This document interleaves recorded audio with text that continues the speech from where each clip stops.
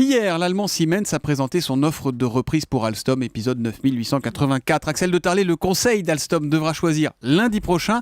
Et donc, Alstom sera soit américain, soit allemand, c'est ça ?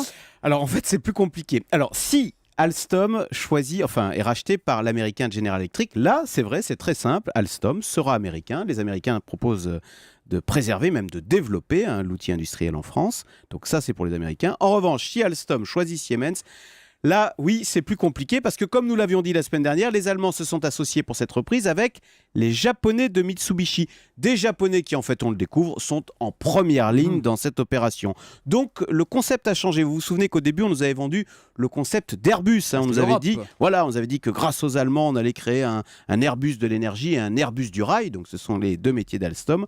Bon, alors maintenant qu'en fait les repreneurs sont japonais, exit le modèle Airbus, on nous vend un autre concept, on nous dit maintenant que le modèle l'exemple c'est Renault-Nissan. Bon, mais attendez, c'est juste un habillage, Axel, ou effectivement l'offre japonaise préserve l'indépendance des métiers d'Alstom ? Alors c'est vrai, les Japonais ne rachètent pas Alstom à 100%, ils proposent simplement d'entrer au capital dans une logique de partenariat industriel. Donc en effet, on est bien dans une association et non pas dans un rachat pur et simple. Donc c'est vrai, du point de vue de l'indépendance nationale, l'offre Siemens-Mitsubishi est préférable. D'ailleurs, elle a les faveurs d'Arnaud Montebourg. Mais est-ce qu'avoir les faveurs d'Arnaud Montebourg veut dire que Siemens et Mitsubishi vont gagner ? Alors ça, vous faites bien de le préciser parce que ce n'est pas Arnaud On a Montebourg quelques qui décide. précédents quand même. Alstom, c'est 100% privé, comme effectivement SFR.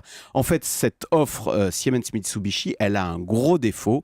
Elle est horriblement compliquée. Alors, je ne vais pas passer 3 heures à vous expliquer pourquoi elle est compliquée, parce qu'en fait, Siemens et Mitsubishi proposent de découper tout le groupe Alstom. Alors, les Allemands prennent 100% des turbines à vapeur, les Japonais prennent 40%, non, c'est les turbines à gaz, les Allemands. Les Japonais prennent, eux, 40% des turbines à vapeur, 20% de la transmission, 20% de l'hydro. Quant au rail, on verra plus tard. Bon, bref, vous voyez, on découpe tout ce groupe. Or, c'est compliqué, parce que vous avez les salariés, vous avez les ingénieurs chez Alstom qui travaillent à la fois pour la branche vapeur et à la fois pour les turbines à gaz. C'est pour ça, d'ailleurs, que les salariés d'Alstom, eux, à Belfort, ils préfèrent l'offre américaine de General Electric qui est beaucoup plus carrée. Voilà. Alors on verra maintenant qui l'emporte. Réponse lundi prochain. Et en attendant, les patrons de Siemens et de Mitsubishi seront reçus par François Hollande ce matin à l'Elysée. Le Zoom Echo, Axel de Tarlé. Avec un Alka-Seltzer pour Hollande. Avec un Alka-Seltzer, c'est promis.